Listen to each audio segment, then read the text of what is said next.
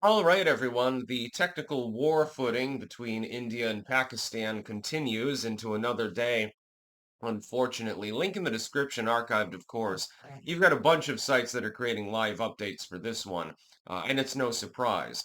Again, in the past, skirmishing between India and Pakistan over the Kashmir province has generally been limited to warning shots, verbal harassment. Occasionally, you have some small-scale intrusion at a border post or something like that. You're not seeing this kind of escalation before. This time, have bomber drones from India flying into Pakistan, some of which have been apparently shot down. You've had air incursions, at least one Indian fighter jet was shot down, and you have a number of shellings by Pakistan against India and by India against Pakistan, and you run the real risk of a larger scale incursion into this general region. Now, where things get really dicey is actually not about India or Pakistan at all. It's about China more than anything else, because they also claim part of what is the Kashmiri province. They believe that it is theirs. If China gets involved on one side or the other, it could get really messy really quickly. China would be more likely to side with India, actually, because they are in BRICS. The United States funds Pakistan, but is also trying to draw India away from China.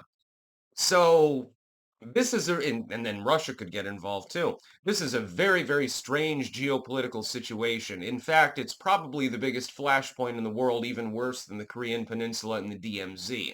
And most people don't even know about the ongoing conflict and why it's happening. The British used to rule that area. It was the Queen's ultimate goal to be Empress of India, and back then Pakistan was part of India, by the way, along with several other nations. And this was the jewel in the British crown, literally and figuratively speaking, by the way, if you look at Bombay Sapphire. Anyway, if you look at the geopolitical situation, what happened is that the British Empire began to disintegrate and now does not exist anymore. There are a few Commonwealth states left, but it's meaningless. It's simply symbolic at this point. It's for tourism reasons more than anything else. The UK no longer has any muster in it, it seems. We've seen this in the news for a number of years. As it disintegrates, they carved up the area, and India and Pakistan became separate entities. The idea was that Pakistan was the region that was generally held by Islamic individuals. India was generally held by Hindu individuals. And so the British, somewhat wisely, decided, hey, if we divide it up this way, everyone's happy, everyone has their little, they have a Hindu homeworld, and then you have the Islamic nation. But they never settled the Kashmir issue. Whoops. And it has caused nothing but struggle and fighting since then. The problem is that this region is particularly wealthy. It is particularly arable. It is particularly valuable in a geostrategic sense. The British outright abandoned everyone to their own devices and said, fuck it. And now you have the problem that you're seeing today. So I mean, I'm making long story short mode here. I could get into more details, but don't have time unless I want to make a half-hour video, so maybe some other time. That's basically what happened. Unfortunately, because the Kashmiri issue was never settled, India and Pakistan and, to an extent, China have been fighting over the same chunk of land, trying to figure out where the border should be for a very, very long time. This risks absolute annihilation, unfortunately. If this trilateral group, because China would get involved if India and Pakistan start nuking one another, I'm sure that they'd be lobbing off some explosives too. You could end up with World War III over a single province between India and Pakistan. This is a possible scenario. Likely? No. That's the good news. Possible? Yes. That's the bad news. It could happen. You need a certain series of events. The other day in my live stream, I, ironically and unironically, drew an anecdote with nuclear weapons. Nuclear weapons have a series of safeguards on them so that they don't go off accidentally.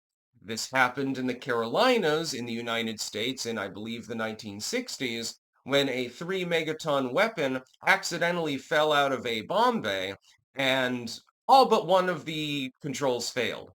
It was that last control that kept it from going off. In this case, the first control has clearly failed. There is a hot war, or at least skirmishing, between India and Pakistan. The second control is diplomacy from outside sources. Russia is intending to intervene, for example. Not without good reason, by the way. The United States has weighed in. We're attempting to intervene. That's the second control.